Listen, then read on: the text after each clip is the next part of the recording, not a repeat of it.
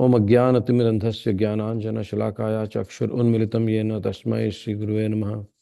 Nama Om Vishnu Padaya Krishna Prasthaya Bhutale Srimate Bhaktivedanta Swami Ti Namine.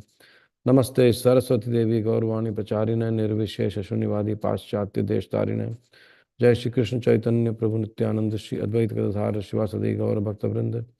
Hare Krishna Krishna Krishna Hare Hare Hare Ram Ram Ram Ram Hare Hare.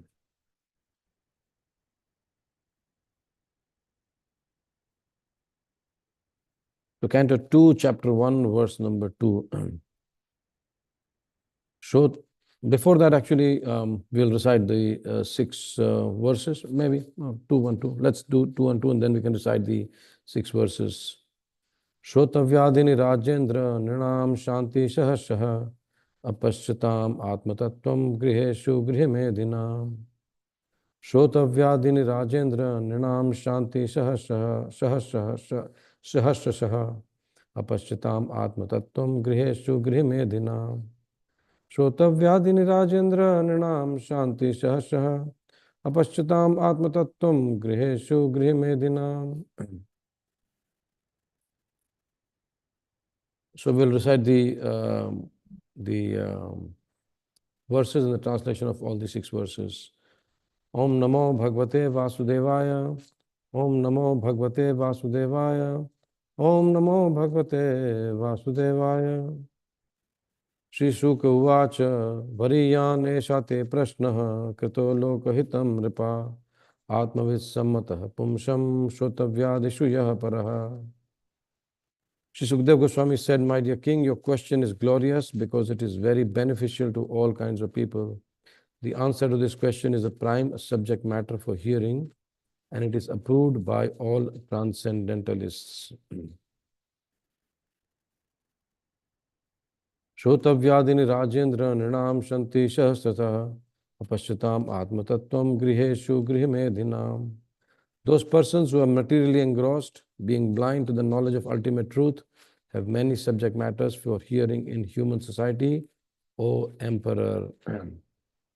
Nidraya hriyate naktam vyavayena cha vavayaha divacharthaya rajan kutumba bharane nava.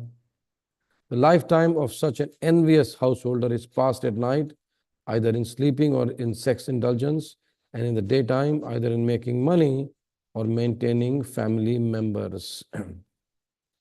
Deha patya kalatradishva atma sanyasva asatpasapi tesham pramatto nidhanam pashyan api na pashyati.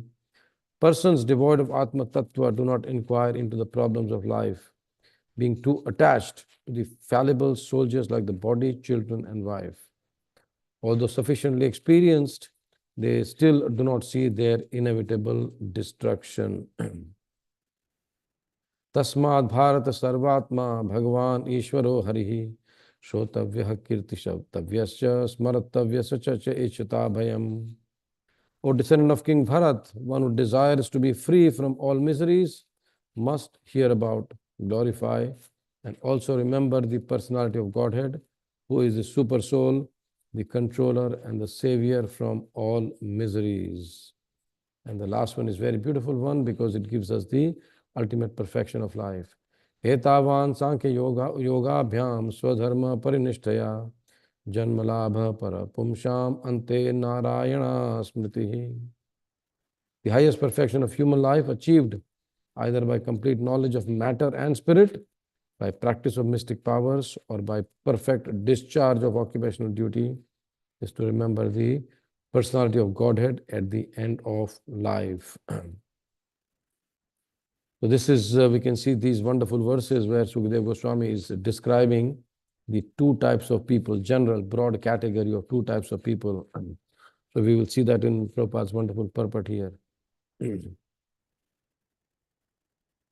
Shrotavyadini Rajendra Nrinam Shanti Sahasrasha Apasyatam Atmatattvam Grihesu Grihimedinam. This is verse number 2. Synonym, translation and purport by His Divine Grace A.C. Bhaktivedanta Swami Srila Prabhupada ki jai. Shrotavya Adini, subject matters for hearing. Rajendra, O Emperor. Nrinam, of human society. Shanti, there are.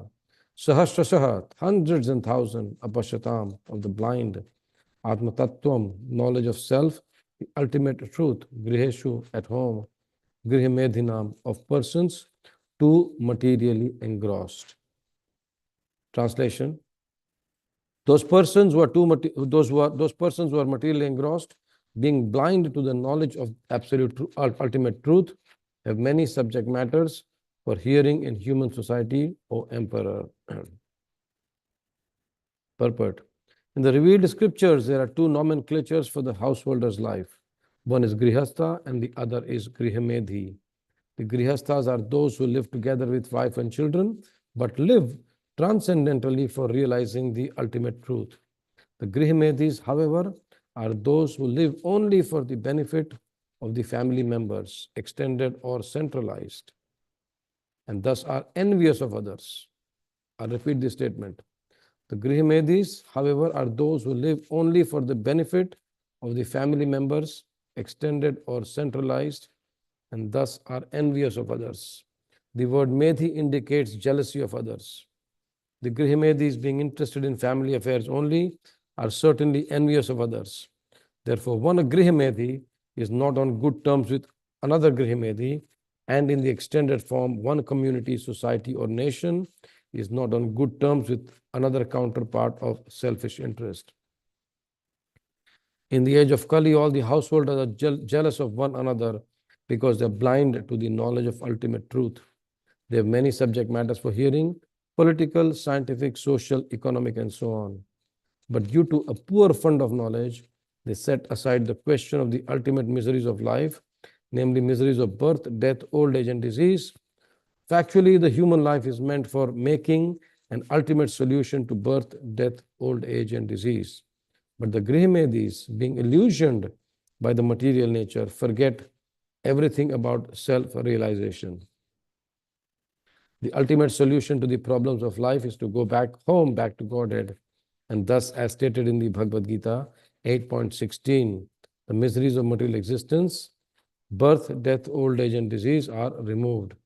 The process of going back home, back to Godhead, is to hear about the Supreme Lord and His name, form, attributes, pastimes, paraphernalia, and variegatedness. Foolish people do not know this.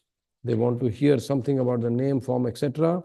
of everything temporary, and they do not know how to utilize this propensity of hearing for the ultimate good. Misguided as they are, they also create some false literatures about the name, form, attributes, etc. of the ultimate truth. One should not, therefore, become a Grihimedhi simply to exist for envying others. One should become a real householder in terms of the scriptural injunctions. Narayanam namaskritya naram chaiva narottamam devim saraswatim yasam tato jayam udirayet nashtaprayeshu abhadreshu nityam bhagavata sevaya bhagavati uttama shloke bhaktir bhavati naishtiki. So here, you might wonder, why is Sukadeva Goswami and Prabhupada, they are, speaking about like Grihastha and Grihimedhi. The first canto dealt with wonderful topics of passing away and remembering of Krishna. And here, Sukadeva Goswami now is speaking about the two types of people generally, broad categories. And we see that also in Bhagavad Gita. In the 16th chapter, the divine and demoniac qualities are given. The divine are the people who follow the scriptural injunctions, and the demoniac are the people who do not follow the scriptural injunctions. Interestingly, the word demon in Sanskrit is called asura. Asura means asusu indriyam te sura. That means one who just wants to satisfy his indriyas, his senses, is called an asura. So we can all check our lifestyle and see what percentage we have in our own existence. What is the difference between Asura and Rakshasa? Prabhu, can I say, and then I can answer your question at the end? Is that okay? Yeah, okay. Yeah, thank you. I'll remember this question. So Prabhupada speaks about two kinds of people here, Grihasthas and Grihimedis, and the one who follows the scriptural injunctions, and one who doesn't follow the scriptural injunctions. One time, devotees asked Prabhupada, how can we preach? We have to first become perfect, and then we can preach. Prabhupada said, you will never become perfect. But by preaching, you will try to become perfect. So as Grihasthas, we can see most of us are Grihasthas or are going to be Grihasthas. And again, in different ages of life. Some of us might be in the late 20s, some of us in 30s, some of us 40s, some of 50s, and some of us are like past our expiry date, past our use by date.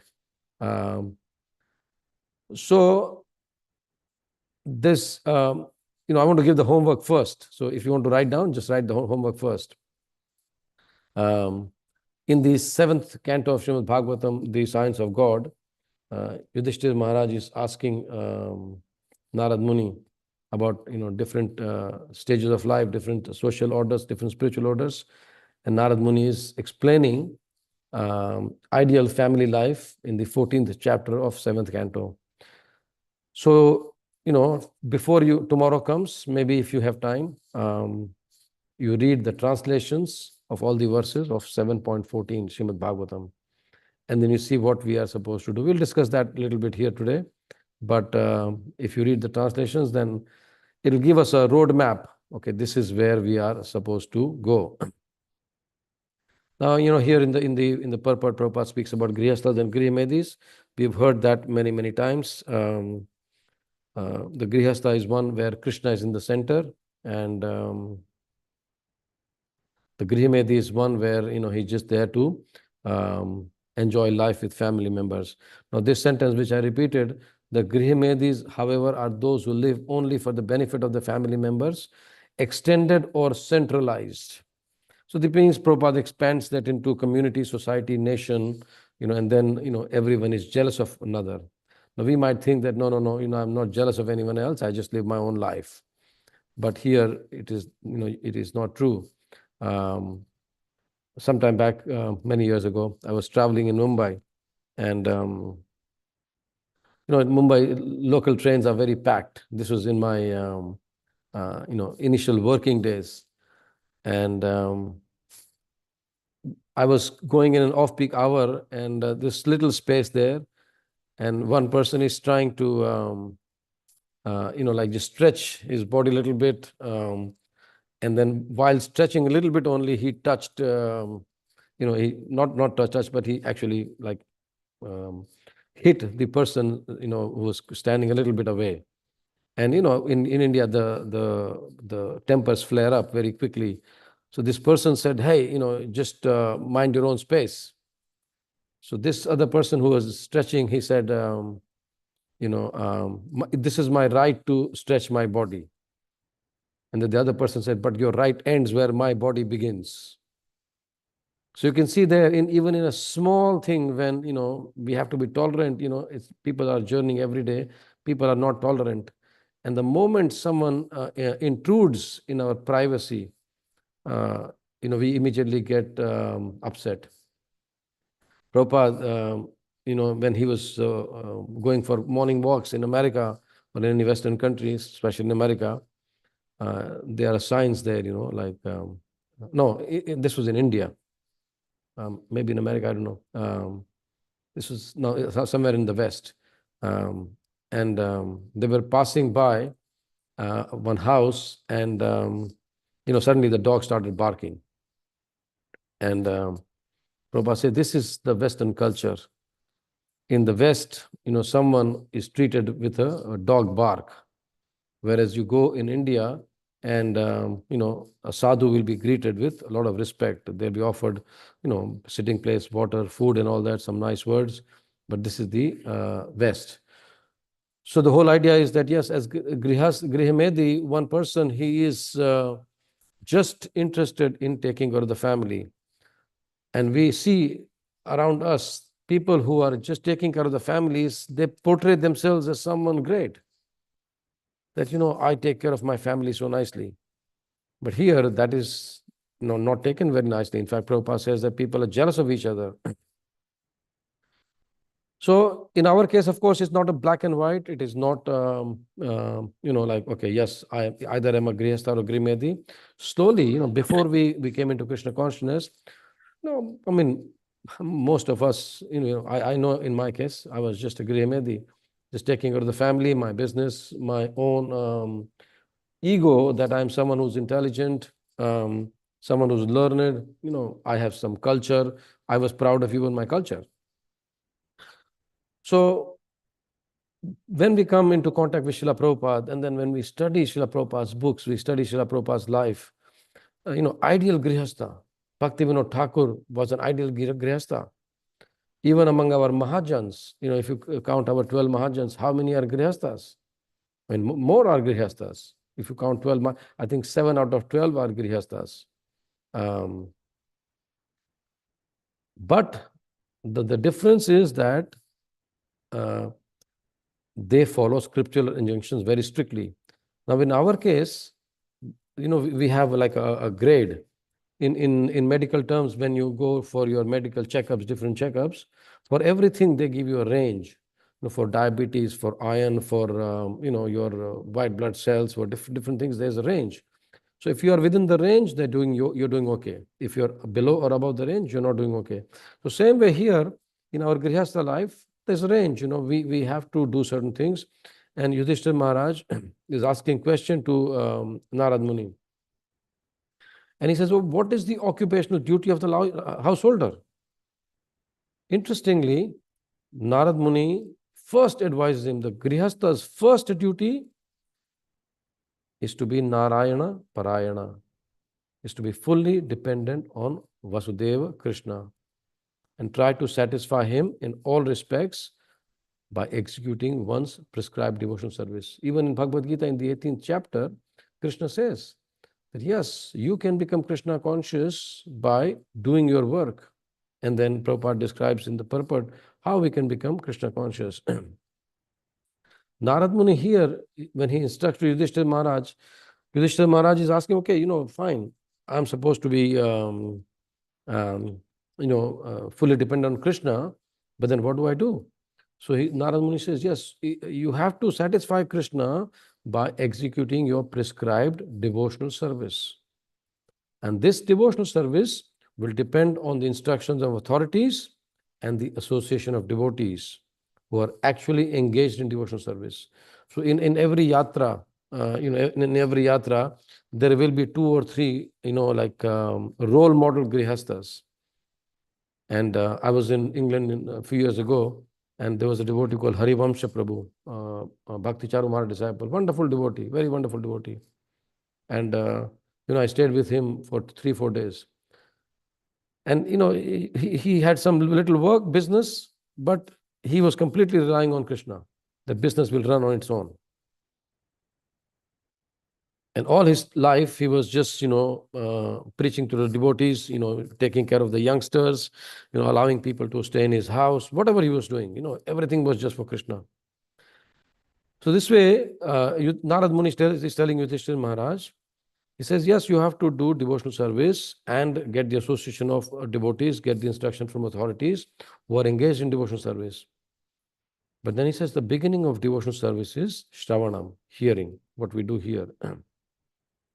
And when we keep on hearing, yesterday Viraj Krishna Prabhu was saying that, okay, we hear half an hour every day, and 2.5 years we've heard, and then if we keep on hearing for next 5, 7, 10 years, and instead of half an hour, then when we are traveling, we can hear, when we are, doing housework, we can hear. So this way the hearing increases. And this way our attraction to Krishna will increase, and the attraction towards other things, may I be bold enough to say, including wife and children, will gradually be reduced. Narad Muni, of course, he continues that how we should earn money, how much we should earn. He says, actually, even a Grihastha who's externally be active in earning his livelihood, internally we should be fully self-satisfied. We should be situated as a self-realized person. Yes, whatever comes on its own accord. Even we see in the 11th canto, Avadhuta, He's learning this from Ajgara. Prabhupada speaks about Ajgara Vritti. Ajgara Vritti. Prabhupada, in one of the morning walk conversations, he's speaking about Ajgara Vritti. Ajgar is the one who, two ways we can see the Ajgar. Ajgar, one way, the Avadhut learns a lesson is that yes, he lies at one place, and whatever comes by providence, he just grabs it. Any animal coming by, he doesn't put in a lot of effort into going and looking for a prey. So same way he says, Avadhut says, I learned from the Ajgar that whatever comes of its own accord, I will do it. And Prabhupada says the other Ajgar Vritti is that a mouse, very nicely builds a nice hole for himself to stay and all that. The snake, the Ajgar, goes inside, eats the mouse up, and he starts staying there. And Prabhupada said devotees are like that. Everyone else makes the temple, everyone else, we just go there and, do kirtan and just make the place our own place this way. So externally, we should be active in earning livelihood, but internally, we should be situated as a self-realized person. This is the instruction from Narad Muni. Now, in our case, we are all engaged in the morning. Yes, we are in Satgun. Then, as 7:30, 8 o'clock, we'll all be starting to, go. We'll be all in the Rajoguna and Tamoguna. And in this chapter only, later on, Sukadeva Goswami is actually instructing Parīkṣit Maharaj that people who are Grihimedis, what they should do, Rajastamobhyam akshiptam vimudham man atmanah yached dharanaya dhiro hanti yat tat kritam malam. We are situated in such a way that our minds are always agitated by the passionate modes of material nature. And then we are also bewildered by the ignorant mode of nature. So many of us, after 7:30, we will be passionate, going for work, doing things. Of course, we try to also remember Krishna, but most of the time it's mode of passion. Then the evening we come back tired. There's hardly any time, and then we are bewildered by the ignorant mode of nature. But then Sukadeva Goswami says very nicely, but one can rectify such conceptions by the relation of Vishnu, and thus become pacified by cleansing the dirty things created by them. So these modes, the modes of passion and ignorance, create dirty things in our heart. But when we do our duties in relation to Vishnu, we become pacified and the dirty things are cleansed from our heart. So this way we see our acharyas are giving us examples. Prabhupada speaks about that one must ask the question of the ultimate miseries of life, namely miseries of birth, death, old age, and disease. In her class, Sundari Sita Mataji very nicely termed this as ignored problems. These are ignored problems. We very conveniently ignore these problems. If you speak to someone about spiritual life, they say, no, Prabhu, yesterday I was speaking to someone, a young person, and that person was telling me that the person starts working in a cafe from 6:30 till about 12:30, whatever time, and then again in the restaurant in the evening. Because there's hardly any time for anything. So there's no time for anything, so we don't ask these questions. What is going to happen to me? And then I asked that person, are you working in a restaurant, so you deal with all the abominable things here? They said, yes. I said, back home when you were in India, were your family vegetarian? He said, yes. I said, look at this. This is what our desires are. To do this, we have to do what kind of activities. But then by hearing consistently, by hearing constantly, we can understand. Yesterday I told him that, yes, you pray for yourself. I will also pray that, you can get rid of all this, abominable jobs, get rid of all these, ugra karma, and at least situate yourself in some mode of, in between goodness and passion at least. So Prabhupada speaks to us here, the ultimate solution to the problems of life is to go back home, back to Godhead. And then as stated in the Bhagavad Gita, wonderful words. Abrahma bhuvana loka punar avartin arjuna mamupete tu kaunteya punar janmana vidyate. So Krishna says, yes, from the highest planet of Brahma to the lowest, everywhere there is misery, where birth and death repeatedly takes place. But then when we come to Krishna, back to home, back to Godhead, O son of Kunti, you don't have to worry about these things. My Guru Maharaj once, he was in London, and he was carrying the bags of Prabhupada, 2 very heavy bags up the stairs. Most of you would have heard the story where he was, like end of a long flight. Then he had to wait in the airport, dealing with customs and all that. He was very tired. And then he had to take 2 heavy bags, up a couple of flights of stairs. And he knocked on Prabhupada's room. And then, who opened the door? It was Srila Prabhupada. And then my Guru Maharaj, immediately he wanted to pay his obeisances, but because it was a staircase, he fumbled and then he, just fell on the ground. Prabhupada gave him a big slap on his back. And he said, Indradyumna, there is so much problems in the material life. There's so much struggle for existence. But when I take you back to Godhead, everything will become sublime. And my Guru Maharaj remembered this very, very fondly. Prabhupada says, when I take you back to Godhead, everything will be very sublime. And then Prabhupada, in the second paragraph here, he says that, yes, the process of going back home, back to Godhead, is to hear about the Supreme Lord and His name, form, attributes, pastimes, paraphernalia, and variegatedness. One should not therefore become a Grihimedi simply to exist for envying others. One should become a real householder in terms of these scriptural injunctions.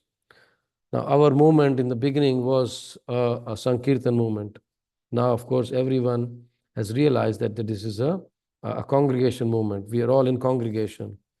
But somehow or the other, we have to think about millions of people, billions of people outside who do not have this the fortune of hearing this knowledge, getting this knowledge. So it is our duty to go out and give them Krishna consciousness somehow or the other. Prabhupada says, preach to become perfect in one way or the other. Somehow, when you're dancing in the kirtan, look around. Who is the new person? Can I welcome him with me to dance? Can I smile at them? Can I ask them questions? Can I become friends? Eka is coming Wednesday. Abhishek Prabhu is planning to organize the Harinam for Eka. It's wonderful, experience. So many people are there getting the holy names. So if anyone is interested, you can contact Abhishek Prabhu. Like in Eka, we get goodie bags. So we also sometimes give our goodie bags, a brown paper bag with a bookmark, some cookies, a little book. So, you can help in sourcing these things, in coming together and packing these things, making cookies. This way we can preach. All of us can go together nicely dressed with a lot of smiles, enthusiasm, and take part in these festivals of preaching.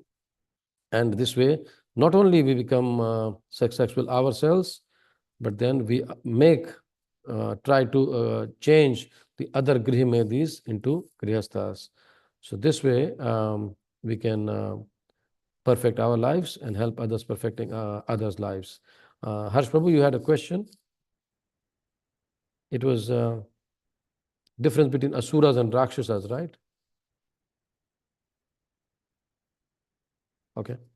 I'll answer the question anyway. Rakshasa is a type of an Asura. So it's a category within the category. There are, different names, Rakshasas, Danavas, Daityas, and, even within the earthly planets, there are people of lower species. So the scriptures describe that, but in a sense, Rakshasas are a part of the Asuras. Okay. Yeah. Any other questions or comments? We are right on time.